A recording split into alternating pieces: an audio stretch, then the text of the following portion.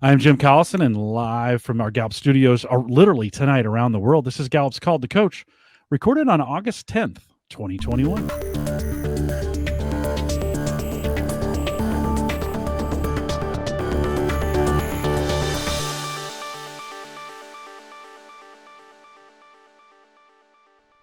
Called to Coach is a resource for those that want to help others discover and use their strengths. We have Gallup experts and independent strengths coaches share tactics, insights, and strategies to help coaches maximize the talent of individuals, teams, and organizations around the world. If you're listening live, love to have you join us in our chat room. Just right above us there is a link to the live instance on YouTube. Sign in and you can join us there and chat. If you have questions after the fact, you can always send us an email, coaching@gallup.com. Don't forget to subscribe to Called to Coach on your favorite podcast app, or you can subscribe right there on YouTube and never miss an episode. Bruno Zadi is our host today. He works as a coaching community leader in APAC. He's kind of me in APAC, which is kind of cool. And it's great to see Bruno. Welcome back to Called to Coach. Thank you, Jim. I like to be a mini you. I found that fantastic. Well, we all have our unique gifts. I think there's some stuff you do better than me, Bruno. One of those is a fantastic interview that we're going to do tonight. So why don't you take a second and introduce our guest? Absolutely, Jim. So today, I'm delighted to host on Call to Coast Jess Weiss. Jess is a Gallup certified strength coach. Her top 5 are input, empathy, maximizer, positivity, and developer. A lot of building relationship here. Jess has joined the Accelerated Strength Coaching course in December 2017. Prior to become a coach, Jess was in the fitness industry. She was a personal trainer and also a training manager. Jess was leading a team of 8 trainers across multiple locations. And this is where I can clearly see the transfer of skill and experience from the fitness industry to the coaching industry, focus on performance and achieving goals. Jess brings her invaluable experience into her coaching session and workshop. She is a passionate coach and facilitator specializing in human performance in the workplace. She is a managing consultant of Human Tribe, a training and consulting company built to improve the performance of business by improving the performance of their people. And Human Tribe used to say and believe that when people thrive, business thrive. Jess has been working with the team at Capital Chemist Charnwood, a community pharmacy in Canberra, for over 2 years, engaging with the team at all levels, from frontline to partners. She is accredited in Gallup CliftonStrengths, Everything Disc, the 5 behavior of cohesive team, and organ personality profiling. But Jess says that CliftonStrengths is by far her favorite tool and most popular tool. Jess is, after all, high input. Jess has identified that her purpose is to continually learn, grow, and collaborate so she can make a difference in the life of others. She aims to fulfill this purpose in every new project. In her spare time, pre-COVID, Jess played competitive soccer and ultimate frisbee. She has a wife, Christy, a little one, Addison, who is 14 months old, and 2 dogs, Shino and Maggie. Jess, welcome to Call to Coach. Thank you so my much first for question, having me. you're welcome. My first question is, how did you discover CliftonStrengths and what originally brought you to the course? Yeah, so Nick, who's my mentor, the founder of Human Tribe, she did her strengths accreditation earlier in 2017, and she came back and she debriefed me. And as soon as I ran my strengths, I just absolutely fell in love with it. And the funny part was that even though Nick had done the accreditation, it just spoke to me so much. Obviously, with, as you can see from my strengths, my number one being input, it just spoke to me so much, and it got to the point that I had just gone and learned so much that I almost knew more than Nick, who had done the accreditation. So I worked really hard to be able to get to the point of being able to come through the accreditation myself, and I absolutely loved it when I got to come and do it. That's great. I have another question. We talk about your top 10 CliftonStrengths, and I know you have some great anecdote about your input number 1 and your arranger number 10. Do you mind to share your story and share with us how that's play for you? Yeah, absolutely. So I remember when I first did my strengths and I got my report and it came out number 1 input. And I remember seeing it and going, I've always known this about myself, but I didn't know that it was a strength. I didn't know it was something that I could harness. And I think it was just so far in the basement where it was this craving to know more, but I hadn't quite learned how to harness it and how to send it in the right direction. So it was constant frustration and dissatisfaction because I felt like I wasn't learning and collecting enough. And I remember as soon as seeing it, I was kind of like, oh, okay, this is a strength. This is something that's special about me. This is something that I can really leverage and work to turn into a strength rather than something that was just an area of frustration. So that was like a real penny drop moment for me when I first saw my report.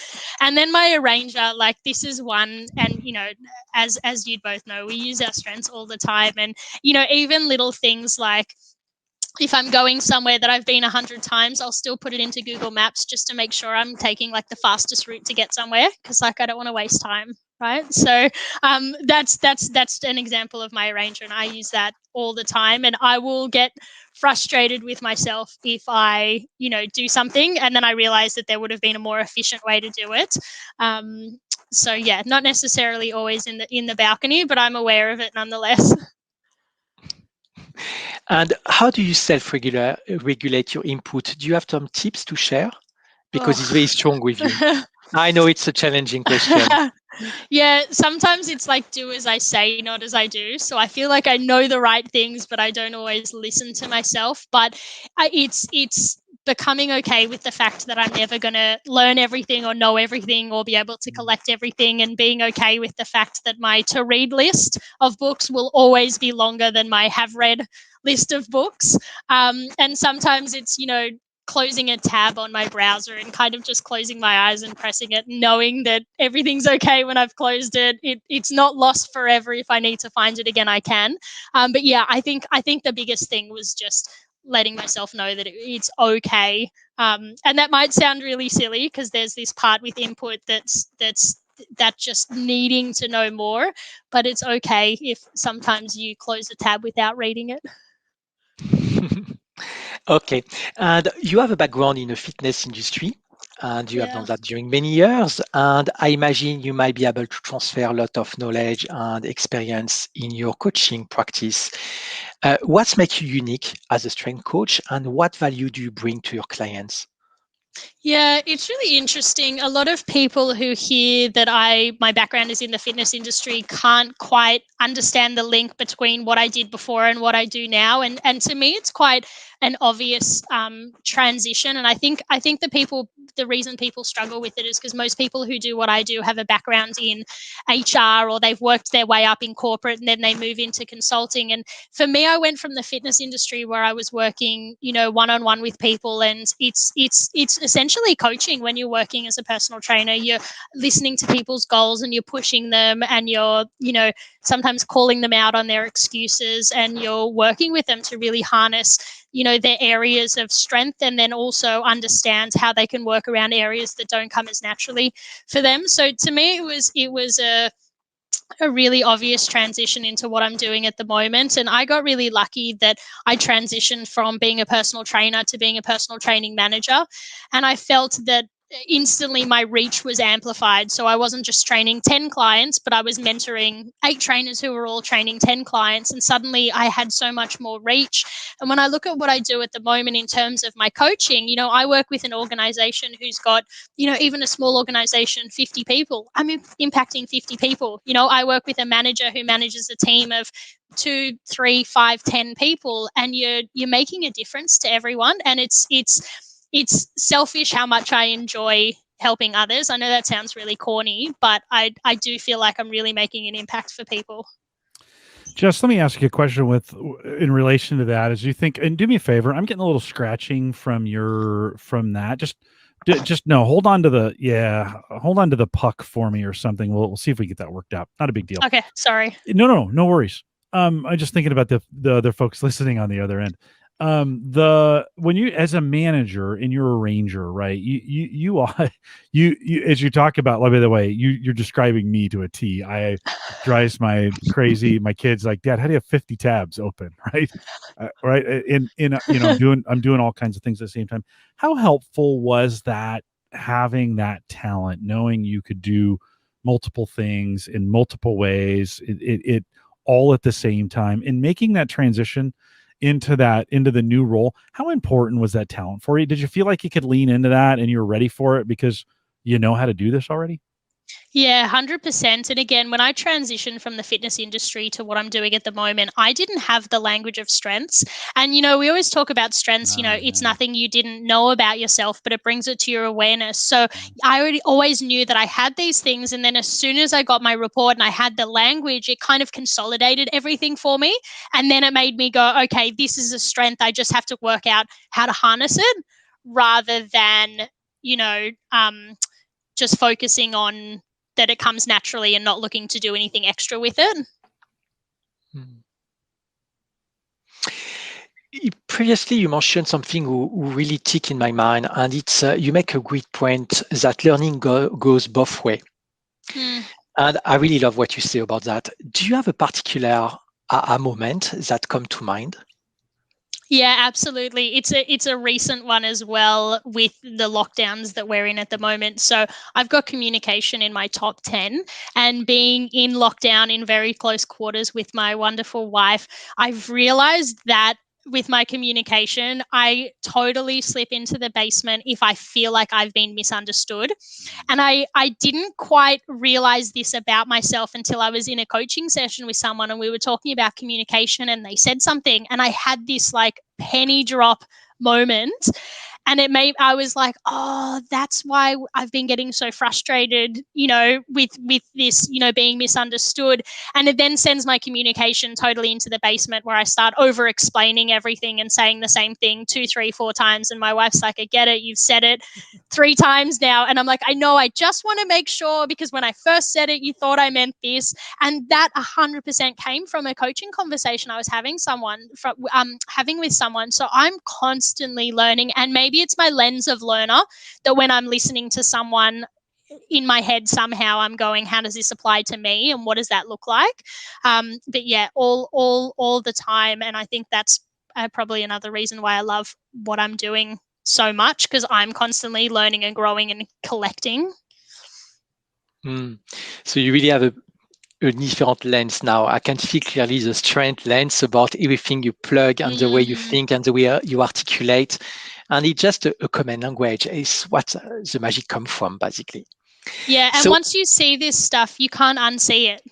Like once you have this lens, you see it in people all the time, whether it's someone that you're working with or someone at the shops, they'll do something and you just see it and you're like, oh, okay, you're high discipline. I get that, right? You just start to notice those things and you just can't unsee it. And I love that because it gives this whole extra lens and this whole extra, layer of understanding to people in relationships.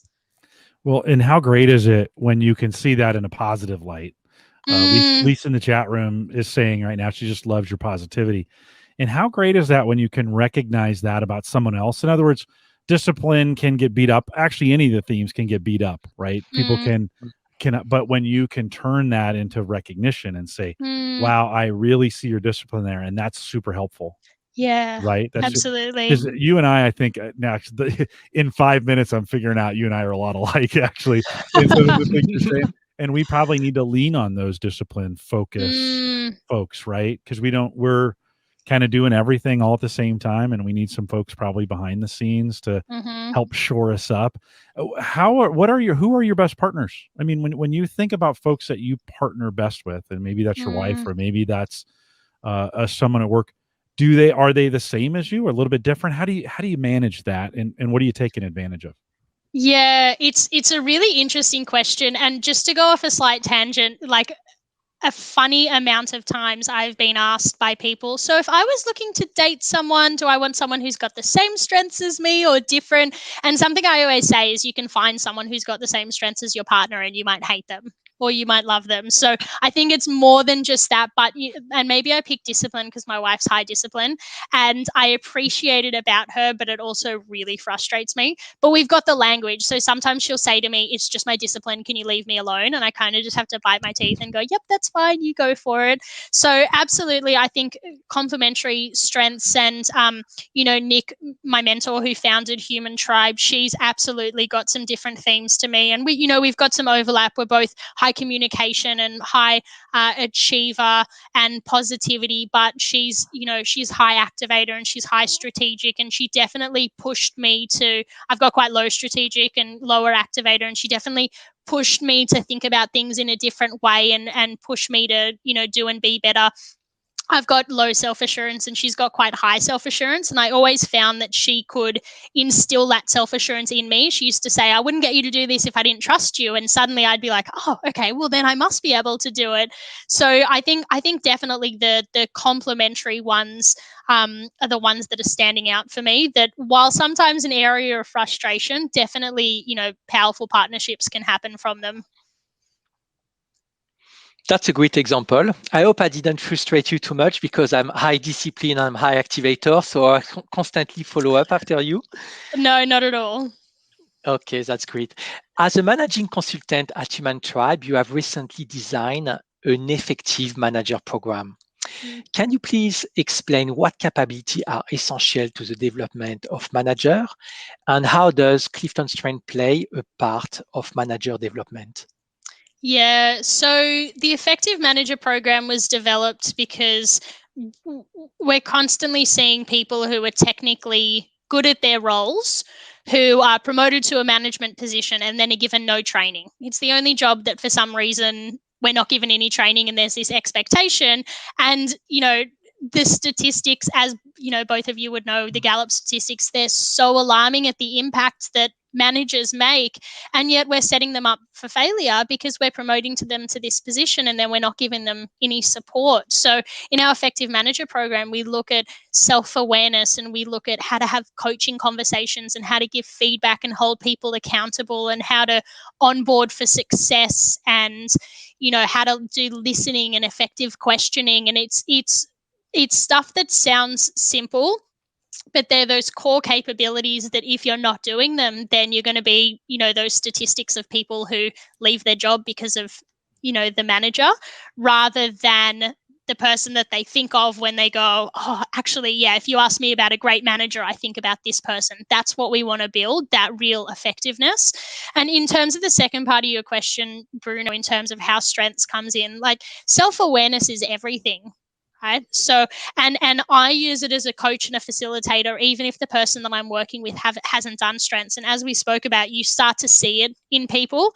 And if you can tap into where people's, natural talents and strengths lie, and, improve the self-awareness, then that's when the magic's going to happen in terms of someone's effectiveness within their management role. Mm. And as you say, it's true. The manager play a big role in organization. It's up to 70% of variability, and it creates a big part of your engagement with your team, and especially in time of COVID. Here in Australia, we are on lockdown, and imagine people with high communication. They need to communicate even more. They need to be reassured, and it's very important to connect with these people, minimum one a week. Don't have to be long, but they need this interaction. How do you measure the success of your program? Yeah, so we do pre, during, and post surveys that go out to the team member, and also to the team member's to the participant, and also the participant's manager. So we're getting their perspective on how much they've improved, as well as the manager's perspective. And something really interesting that we've seen, because we've run similar programs internally within organizations, and what we find is that someone rating themselves, sometimes what it actually makes makes them realize is, they might have rated themselves, oh yeah, I'm an 8 out of 10 with this, and then they go through the course and they go, oh, actually I had no idea, now I rate myself a 5 out of 10. And it's not that they've gotten worse, it's just that they've realized how much that they didn't know. So we're building that self-awareness within that, where people sort of, the more you learn, the more you realize you don't learn. So we're bringing them to awareness, and that's something really interesting that we've seen with those pre and post surveys of the programs that we've run. That's a great example of self-awareness. And did you notice from your managers some people who have some strengths who complement with people in their team, and now the dynamics start to change the way they interact together and help each other? Absolutely. And again, it comes down to that self-awareness and having that lens of realizing, just because I think this way, it doesn't necessarily mean that other people think this way. And I feel like, when we're young, we're taught treat people as you want to be treated. And I think we need to start flipping that, and it needs to be treat people as you think they want to be treated, because, someone who has high discipline, Jim, they probably won't get much out of us if they're forcing us to go through that regimented, structure. Doesn't mean we can't do it, but it's not where our sweet spot lies. So if you've got a manager who's trying to force their team to do things in their way, they're not necessarily going to get as good outcomes as if they're tailoring it to that person and where their strengths and capabilities lie. Absolutely. And we talked about that previously. I think we mentioned an example about a manager together who have a particular lens and the team didn't want to react the same way. Yeah, so it was about a leader of mine who had high individualization, but the majority of her team were high consistency. So she was coming at it and she was going, you can do this, you can't do this, you can do it this way, this is okay for you, this is not okay for you. And her lens was, I'm just tailoring everything to my team. And they were sitting there going, this isn't fair, you're playing favorites.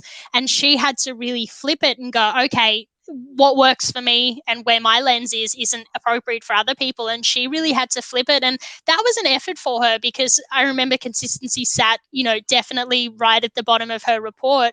But she had to adapt to what her team needed and dial down what came naturally for her, so as to adapt for them, because they were finding it quite frustrating and quite demotivational that they were being treated in that way. But this is the power of strengths, that we were able to look at that and then have that conversation, where normally people feel it but they can't put a word to it and can't have a conversation around it. So yeah, that was an interesting one that we saw come into play. That's a perfect example of strength-based leadership. You have some strength and you drop to help your team. I love it. So my next question, to set up the stage, we would love to understand the world in which you are currently operating. And could you please tell us about Capital Chemist? How many branches have you worked with? Yeah. Why strength have been so successful for the pharmacies you have worked with?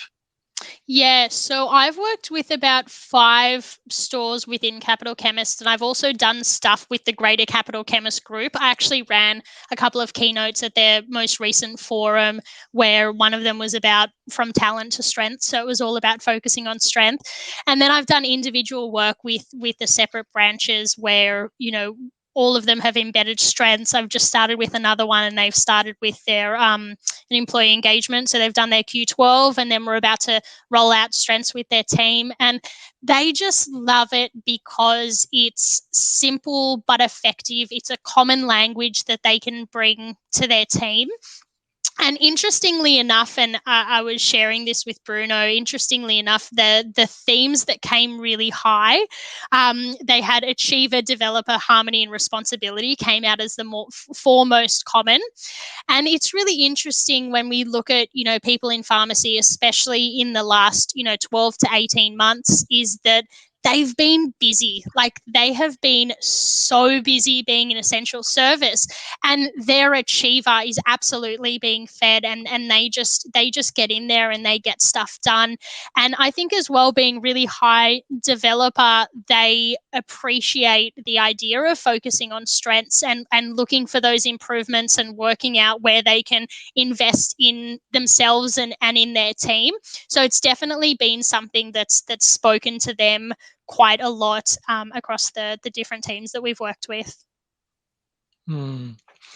And as a case study, we have decided to focus on capital chemist Sherwood Mhm. and discuss the change you are implementing on the ground level. What learning and development have you delivered so far? How many people are involved in the team? How often do you coach individually? And what change have you observed? Yeah, so as you mentioned previously in the intro, I've been working with them for about over 2 years. There's about 50 of them on their team.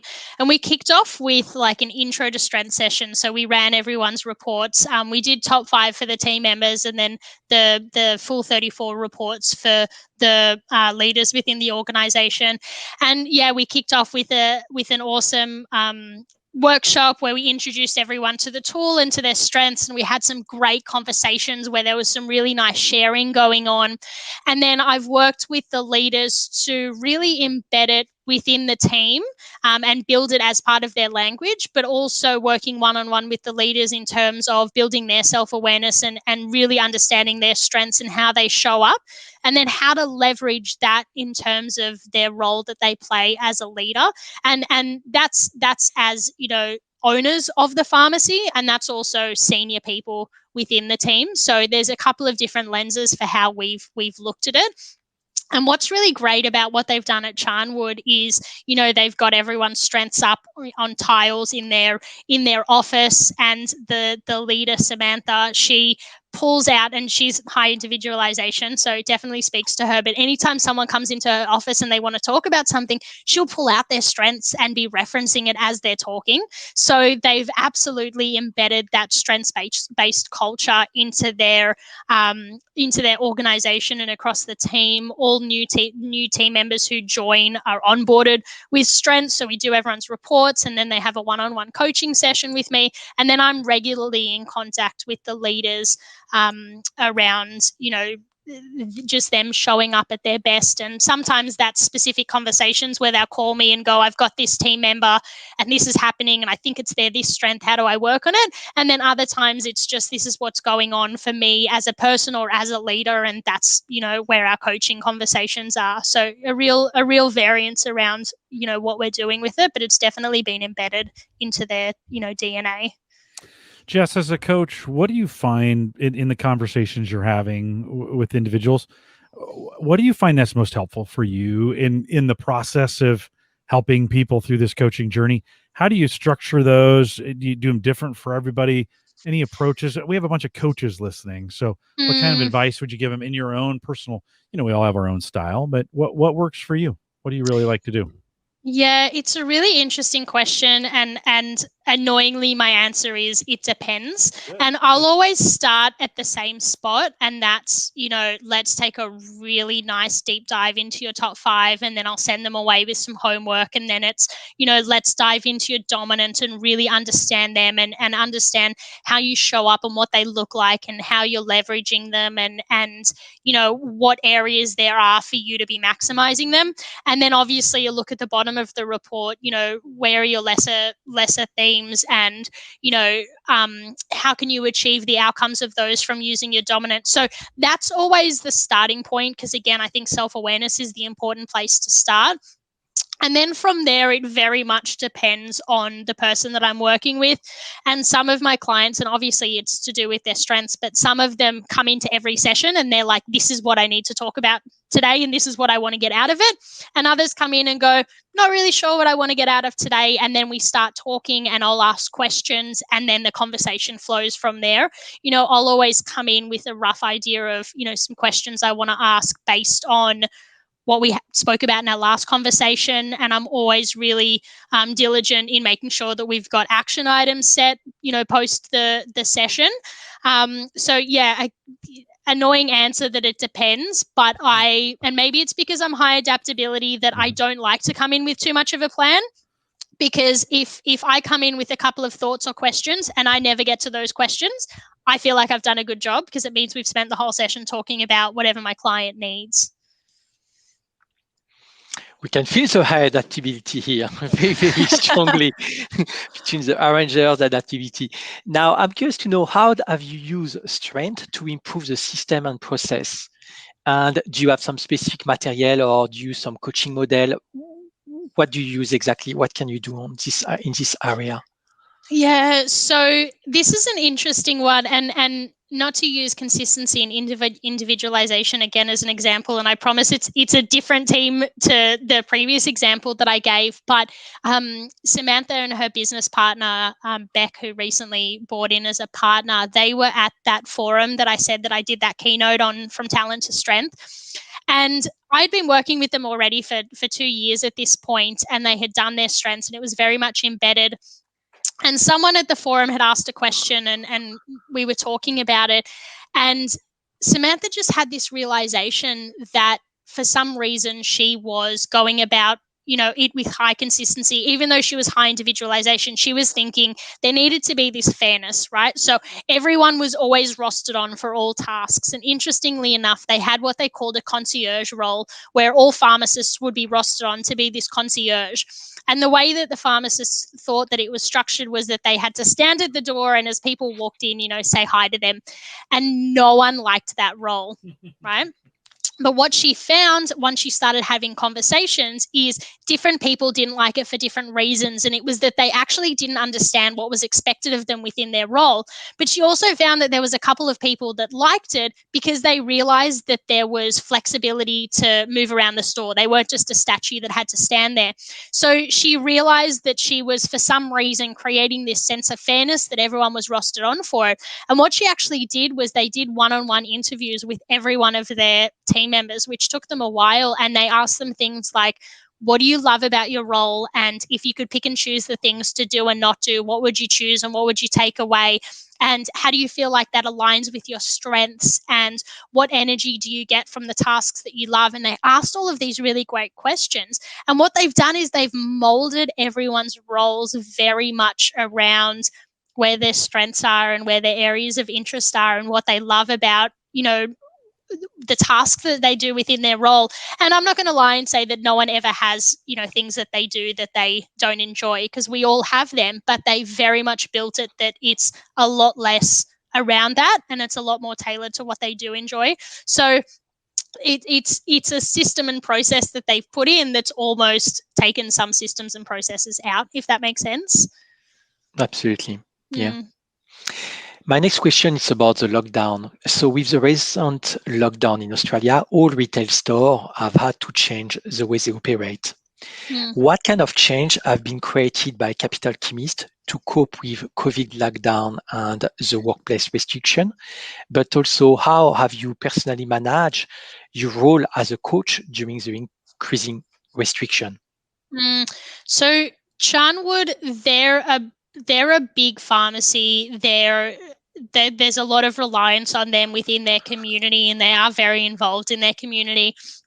And something that they did last year when we were sort of in our first round of lockdowns is they actually split their team in two. They had team A and team B, and they were not allowed to cross over with each other, not allowed to come into contact with each other. They were two completely separate teams, still obviously within the one team, but they were completely separate. They had different shifts on different days, and there was never crossover. And in between every shift at night, there was like a deep clean that they did of the pharmacy.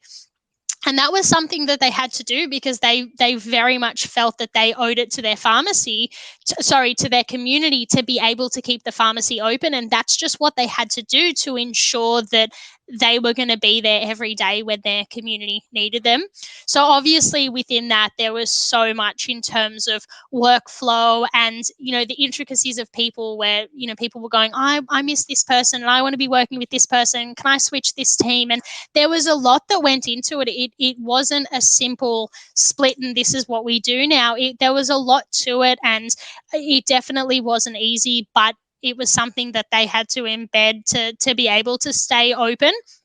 And in terms of the role that I played as a coach, and something that I found quite interesting, particularly through lockdown last year, was how different leaders approached their work with me. And what I found is that some of them went, don't talk to me, we're too busy, can't focus on it, don't talk to us. And others really lent into it. And Samantha and the team at Charnwood were ones that lent in. And I remember, calling Samantha one day and saying, I just want to check in, but I also don't want you to feel like we need to continue our conversations. And she literally said, no, I need you now more than ever.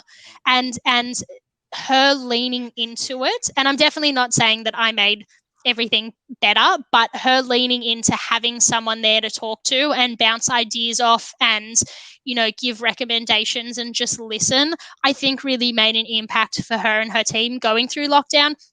And her team knew that I was a resource. And sometimes I had ones calling me that I hadn't seen for a year and a half since the intro to strength session that just said, hey, I'm struggling a bit. Can we have a chat? And being there as that resource for the team, I think was really helpful, but also for Samantha and her leadership team, knowing that her team had someone else external that they could speak to.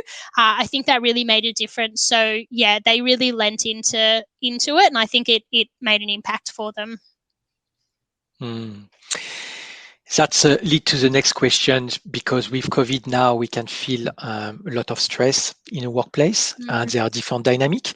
And recently, we have published from Gallup poll the workplace trends, and in Australia and New Zealand. And curiously, our well-being have been impacted. And I would like to link that with strength.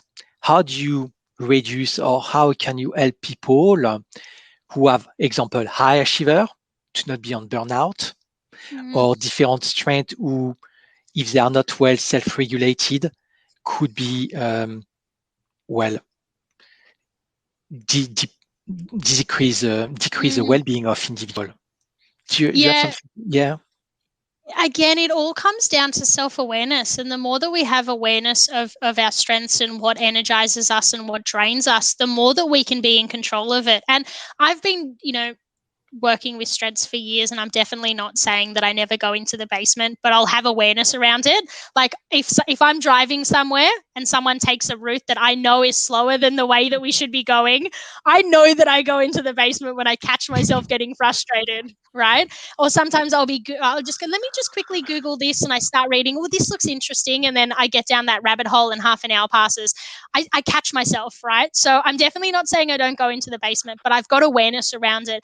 And that's absolutely something that I try to teach all of the clients that I work with. It's not about never going into the basement, but it's having awareness of, what those triggers are and the impact that it has on our energy. And if we can spend more time with the stuff that energizes us without tipping over into that basement of, burnout, for example, with achievers. So the question is, how can you get the energy that you need from your achiever to keep you going and let it fill your cup without reaching that tipping point? And if we can learn what that is, then we're in control of it, rather than being, an unconscious spectator and suddenly going, oh, I guess I'm in burnout now.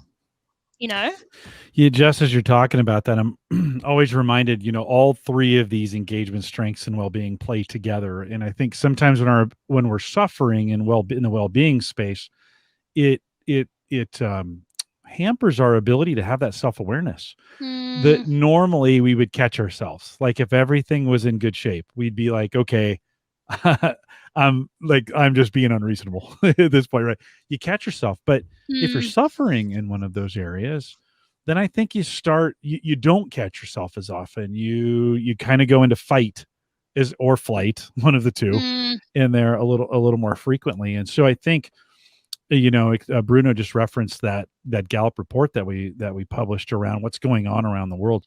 And I think that's really the key to get on top of this well-being for your managers, because if they're losing, like if the managers are losing self-awareness, chances are that's probably headed downstream, don't you think? Yeah, absolutely. And again, this is the power of working with a coach, because they can sometimes see things that you don't notice when you're so entrenched in that, and you're in the moment, and you're in the struggles or the stress or whatever it might be.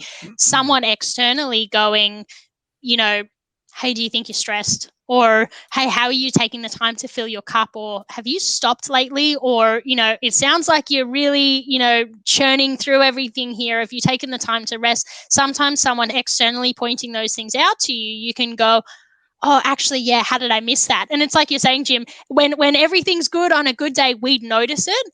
It's when it's not that we don't notice it. And if we've got someone in that role that can help us and can bring it to our awareness, then hopefully we catch it before it goes too far in that direction. I think it's a good reminder, especially for the managers, that because they dictate a lot of what's going on. And do you guys in your program is there support for manager to manager? I mean, oftentimes managers get out on an island. Mhm. And so what are you doing to make sure the managers have that connection to each other, or at least a support structure to make sure they're taken care of and not kind of left in the wind, so to speak? Yeah, absolutely. And, part of my coaching is always encouraging, if I'm working with two managers in an organization, undoubtedly it's going to come up in conversation. This person did this and it's frustrating me, right? So that's where I go, okay, well, why do you think they were doing that? Let's think about it from their point of view. Okay, well, do you think you could go and have a conversation, or how do you think you could go about that differently? So inevitably it's going to come up, and the more that we encourage that communication, then the more effective it's going to be. And to go back to the effective manager program that we were talking about, it's people from different organizations coming together to form a cohort, and within that they've got a network of 10, 11 other managers who are going through the same struggles as them. And I think quite often leaders, they assume that their struggles are unique, and quite often they're not. It's all around the same area. So having people outside of your organization who are going through the same things as you, it can be a really powerful network to have that quite often, managers miss out on. And because they miss out, they're losing opportunities for themselves to learn and grow, but also to help each other and play that role for someone else. Yeah, you mentioned early on they don't get any training. Like they Mhm. get put in this role and they don't get any training. And then I think they don't get very much support. Sometimes Yeah. the managers above them have quit managing too, and they need those quick connects. It sounds to me like you play a little bit of a manager to managers in the sense of being that coach and Mm, helping them, right? In these times of saying, hey, I need you to kind of look at this and maybe kind of start focusing in this area, especially in areas where maybe the managers above them aren't able to give that kind of support, or however that works out. Do you find yourself every once in a while kind of stepping into a little bit of that role? yeah, 100%. Yeah. Yeah, most definitely. And I think you're right. I think sometimes it's because the next level of managers up are disengaged, but maybe that's not their fault because they haven't been given the training. Right. And like you were saying Right. before, Jim, Right. where if the managers are struggling, it's going to cascade down. What about that level up from that manager? And what have they got cascading down from their leader? So yeah, absolutely, as a coach, you play that role. We did a whole series on this back in the spring and talked a little bit about sometimes that next level of management, they lose their expectation that they're still managers, right? They feel like they've gotten to some kind of location, like, and now they're a director of something or an EVP or whatever. And they listen, they have a lot of responsibility. They do. But they still have to manage people below them. They forget Sometimes about the people. they do. They do. And Yeah. it's easy. It's easy to do. It's just a great reminder, I think, in organizations that we need to study those. We're doing a lot of work on that first line manager, and Bruno knows this better than anybody as we go into organizations of figuring out then, but how do we run that support up the channel? Because everyone above those managers has to be supported as well in some way and know, hey, we're a part of this management cycle from CEO on down, right? Yeah. And sometimes that's where the management cycle breaks. And so good for you. Good to hear that you're thinking about that you're thinking, from a management perspective. At least now you've got a management training program in there that's setting some baseline. How do you know that's being successful? What for you, what is success at the end of the day? How do you know as a coach you're being successful? Just in general? Yeah, I mean, what's a good day for you when you get done and you're like, I'm making a difference here. This, Yeah. feels good. That feel good day, right? How do you know you're making a difference and getting, and what's success for you? It's such a good question. And I think every day it looks really different. And, sometimes it's someone saying, oh my God, you're so right. I never thought about it that way. Sometimes it's something as simple as that. And other times it's, an example comes to mind of someone that I'm working with who's kind of newer to management, and we've done her strengths, and she needed to flag something with her manager who's an absolutely lovely person and definitely not someone to be scared of. And she was really worried about having this conversation. And I really pushed her into it. And I was like, you've got to do this. And I was like, so we're going to get off our call now and you're going to send her an email and you're going to book it in. And she was like, okay. And I said, let me know when you've got it booked in for, and then let me know how the chat goes. And a couple of days later, she sent me an email and she was like, I can't believe I was scared, and I'm so glad you pushed me into this. And, you know, I don't even know what was stopping me, and having you there has made such a difference. Like, and that's just like feeds my soul, you know? So I think it's every day it's something different, but it's those little things where people just sort of let you know that, hey, I value you and you're making a difference.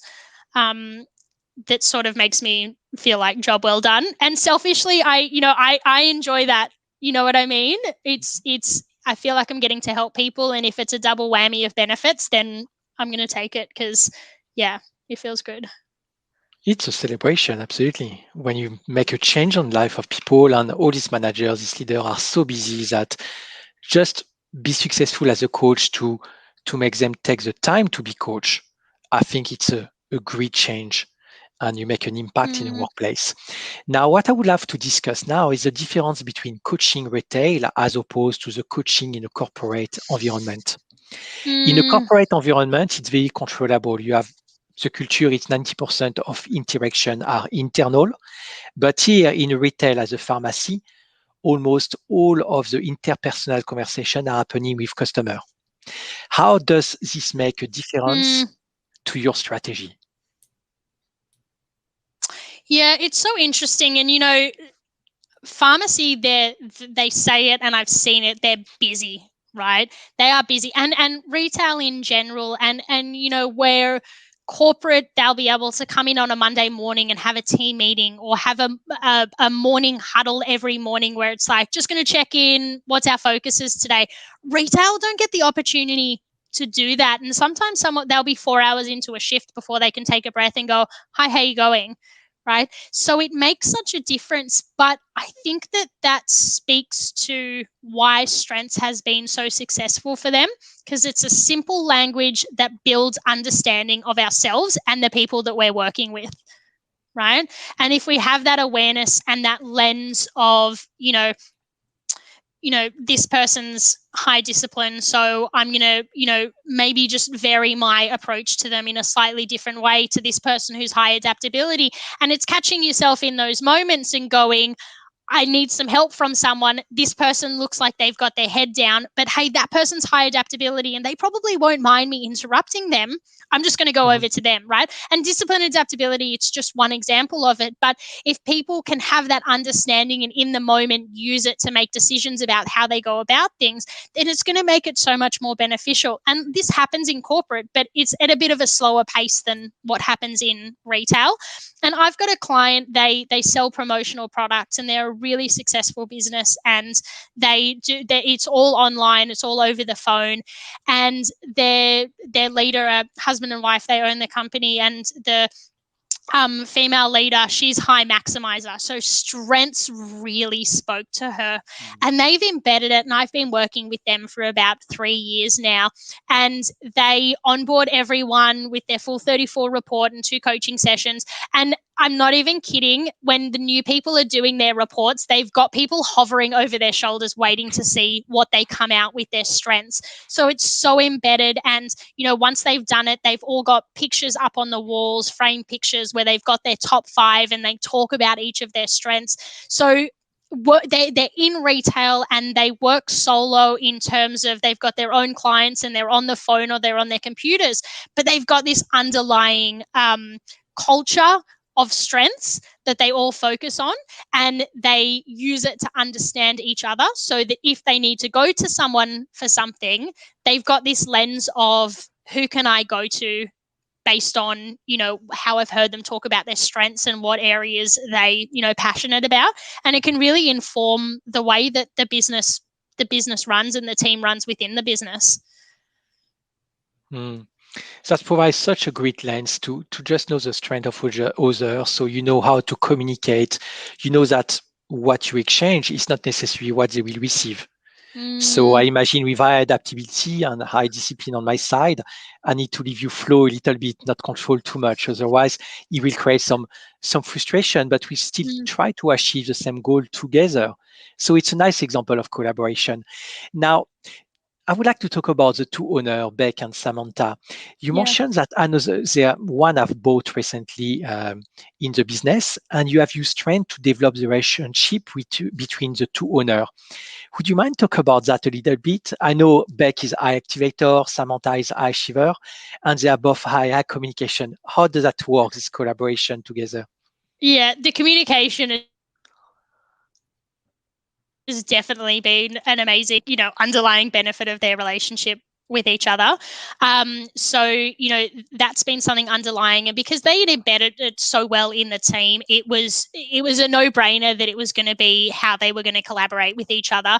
And, we had some interesting things where Samantha would call me and she'd go, Beck's activating again and she's doing all of this stuff. And we'd break down the conversation.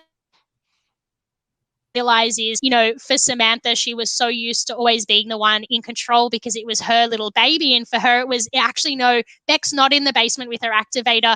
You're maybe in the basement with your achiever, that you want to be the one getting in there and doing it. And it was kind of her going, oh, okay, I get that. Now I can see the strength of Beck's activator.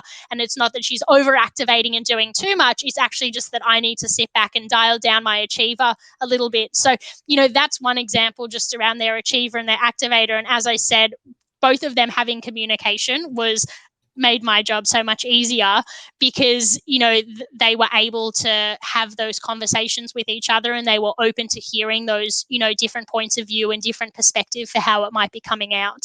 So definitely something that helped with the relationship. We have a few questions in the chat room that I want to bring in. I want to go back to the beginning. Jess, you had mentioned you guys do a survey to the managers, and Lisa was wondering what kinds of questions do you ask? And so if you could kind of generalize a little bit, what are you looking for in that survey with the questions that you have? Yeah, so it's very much around, what are the outcomes, the learning outcomes that we're looking for from the different modules that we go through. So as a simple example, we have a coach module that talks about how to coach someone in the moment, or how to have a coaching conversation, or how to coach someone for improved performance. So our questions that relate to that will be very much built around what are the outcomes we're looking for from that module, and what does that look like? So, that's just one example. And, other things like, in terms of whether someone feels confident to hold people accountable and to have an accountability conversation or have a feedback conversation. So it's very much things that are linked back to what the outcomes are from the program that we're measuring, to make sure that we're actually measuring the right kind of things based on where we'd expect them to start and finish in the program. And then she asked a follow-up question. Do you customize the survey based on the situation of the manager, or is it a general one that you always use? Yeah, it's a general one that's built around what the program aims to touch on. But the variance that allows for that is when the manager is giving their survey on their team member who's going to be participating into the program. We have some free flow, what would you say are the areas that are requiring improvement? And then, questions that are, you said that they were tracking, they needed to improve in this area. How are they tracking against that? So there's some free flow within that.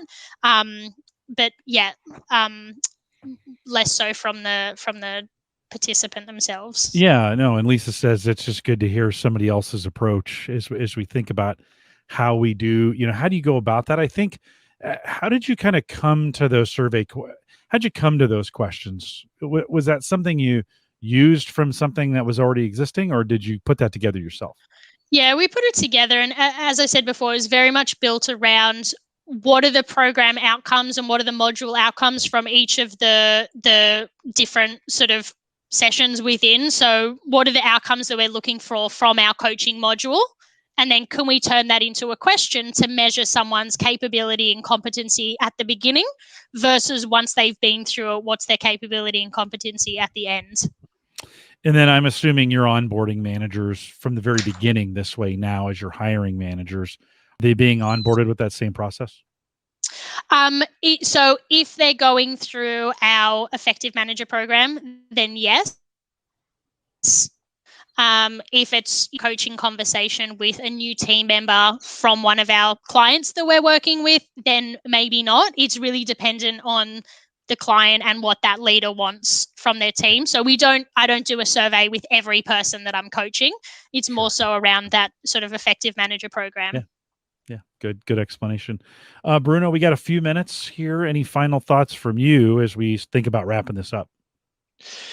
Well, I have so many questions to ask. I'm frustrated. I would like to take more time. No, my last one, if I can plug just a tiny question, it will be you are accredited in quite a few tools, but you say strength is your favorite. Why? Oh, I find that strengths touches on something that the other ones don't. And I actually have an example of how I saw this come into play. So we use everything DISC as well.